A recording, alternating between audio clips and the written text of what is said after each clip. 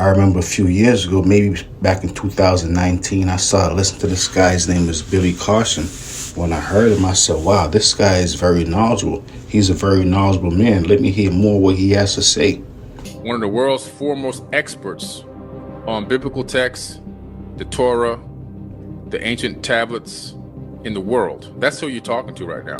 And for some strange reason, I believed him. I thought he was a very interested individual, very educated individual. So I kept on listening to him. I believe that there's a God, but I also believe that the entity being written about in some of these texts is written by men and remixed by men. What is God? God is a frequency. Yeah. And it's our job to tune in. We've attributed God to a giant white Sky man. Daddy. Sky Daddy with the white robe, the big beard, and the magic wand to grant all of our wishes. And we want to turn God into a slave.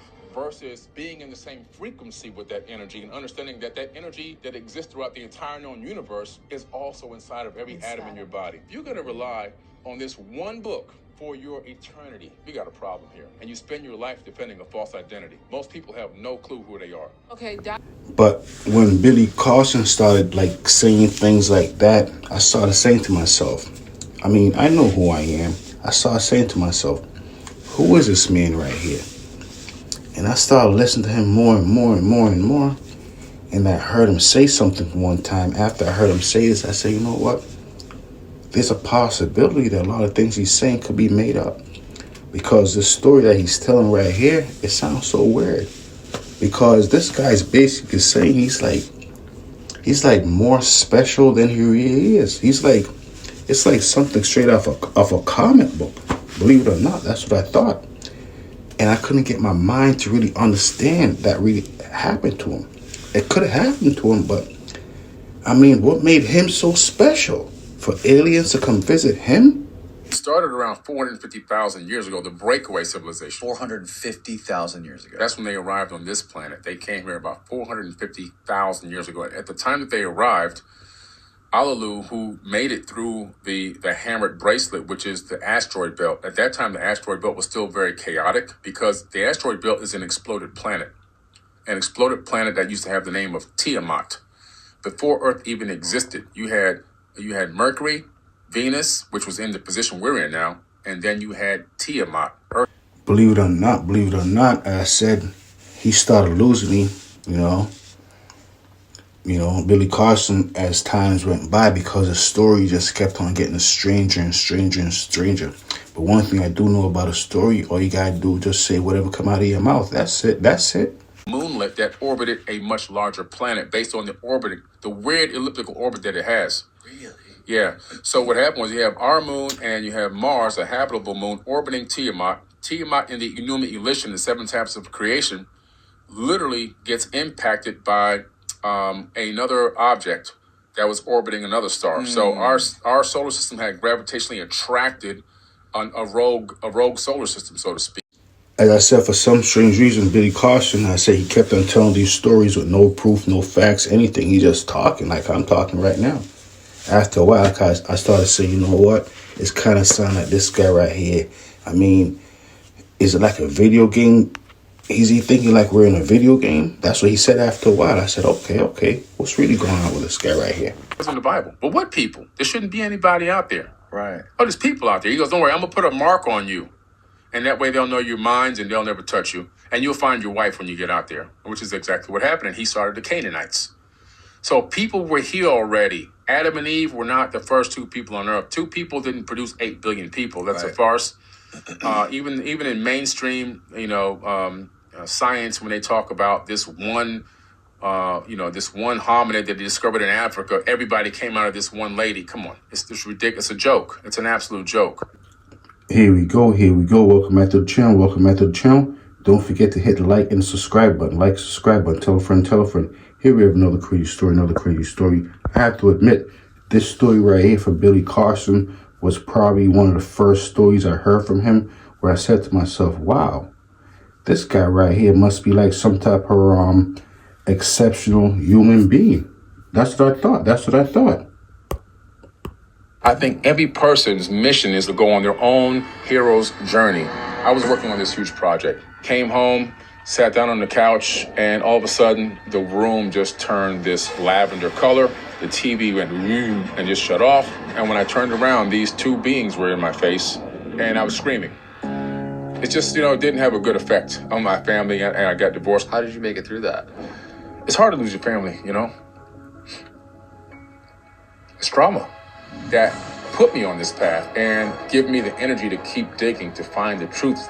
Unfortunately, it seems as if Billy Carson, a lot of individuals say, you know what, he was making things up. The things he was saying is not factual, allegedly. But he's still a very entertaining individual. But I saw an interview with him where someone debated him and challenged him. Said, Billy, are you really telling the truth or are you making things up? And Billy, believe it or not, he got very timid. Look what he said. Look what he did. Blew my mind. Or like the Emerald tablets and all those tablets around the world that are in these museums that all have such similar stories of these two gods who were here, and they created demigods that were supposed to terraform the earth is what they were doing, and then they got fed up, they got overworked, and they went on strike, so they created humans. Yes, that's it. That's it. Now, it's a little bit deeper than that. Obviously, that's very surface, but that's true. It got to a point where it seemed like Billy was just talking, saying whatever he wanted to say. Because how would he have all this information, all this knowledge? I remember he said he was visited by aliens before when he was 6 years old. Don't forget, Billy's so special. That's what he said. I mean, I have to admit, I'm probably a little jealous. An alien never visited me. I've always wanted one to visit me. They never came. Have that next level of what that's supposed to mean. But Wes, go ahead on for what Billy was talking about. I think with a book in the Harvard Museum, and I heard something about Jesus's wife. Yeah, well, first let me say, I think it's really cool to not just be in the room proverbially with you, Billy, but be able to interact with you, because I wish I could be there in person. Unfortunately, Toronto, Canada is a long way away from Florida. It's a little bit of a jaunt, but I really appreciate the fact that you seem to have investigated to a certain degree some of these facts. Do you mind if I ask a clarifying question? Sure. When you say the Sinai Bible, what are you referring to specifically? It's the biblical text that was written that made it into you can actually look it up on Amazon. It's a Bible I have a version at home. It's called the Sinai Bible, right, from Mount Sinai. I'm assuming that's the mountain that they're referencing there. But they put together their own version of the biblical text prior to the King James Version being put out. Sure. So when you refer to the Sinai Bible, would you be referring to Codex Sinaiticus? Like the codex that comes... Okay. That's why I was trying to get some clarification. Because, so you can actually go and see... Codex Sinaiticus is at the British Library. So you can go and see it. It's on display. And the British Library has actually digitized the entire manuscript. So I work with manuscripts in my linguistic work. I'm an expert on early Christian scribal culture, and particularly in Greek and Coptic manuscripts. I actually have a facsimile. So I have a photocopy that was done by the British Library of Codex Sinaiticus that I work with in my office. So I have it here. And the only reason I ask for clarification is because I want to make sure that what I'm addressing is actually what you mean. Gotcha. And not addressing something else. Because the Codex Sinaiticus in particular is just it's a 4th century Greek manuscript. It comes from approximately between 325 and 350 AD.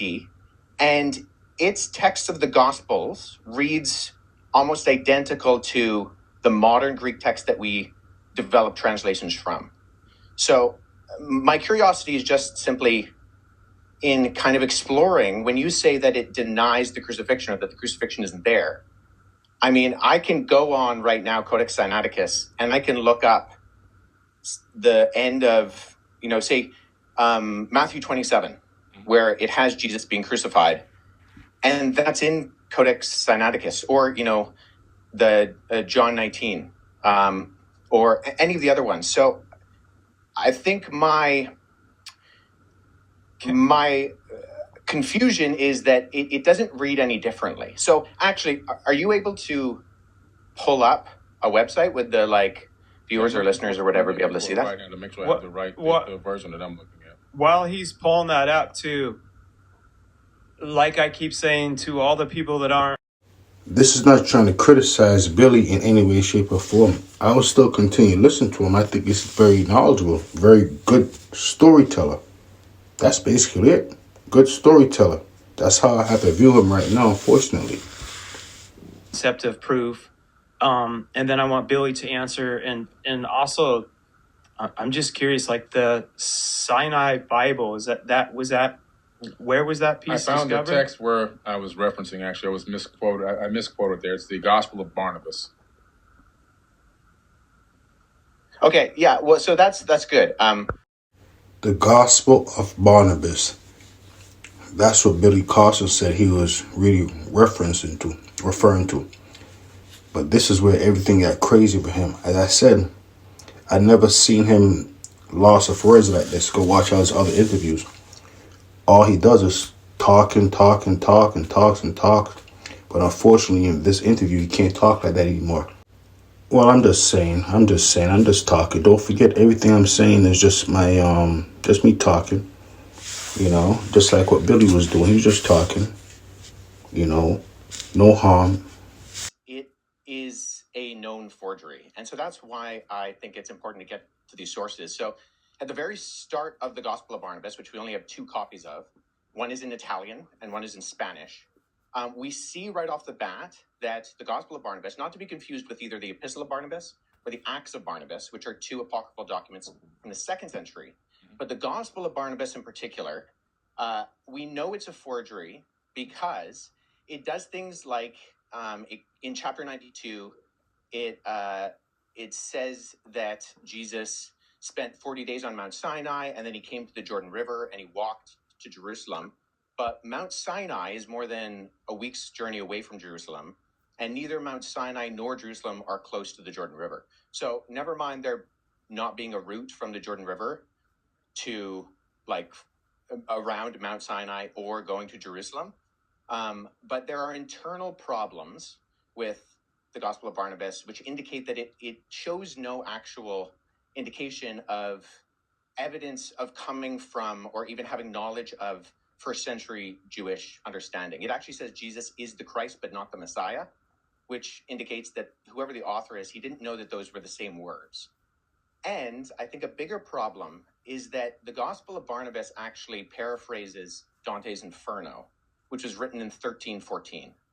So there's a lot of internal evidences that disqualify the Gospel of Barnabas, never mind the fact that we don't have any evidence of it prior to the 14th century, and none in any other language other than Middle Age Italian Italian and Spanish. But the internal content of the Gospel of Barnabas disqualifies it from being ancient.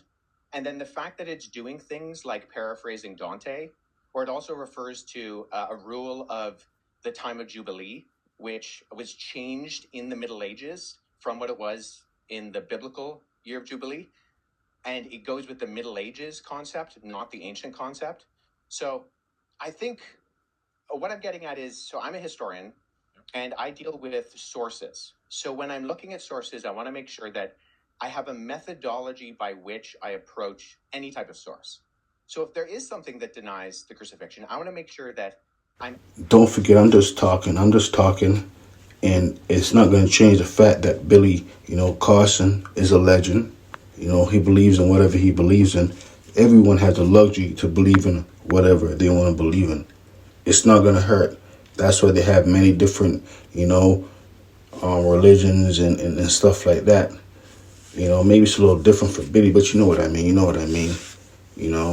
But until next time, unbelievable. The things that people say, the things that I say.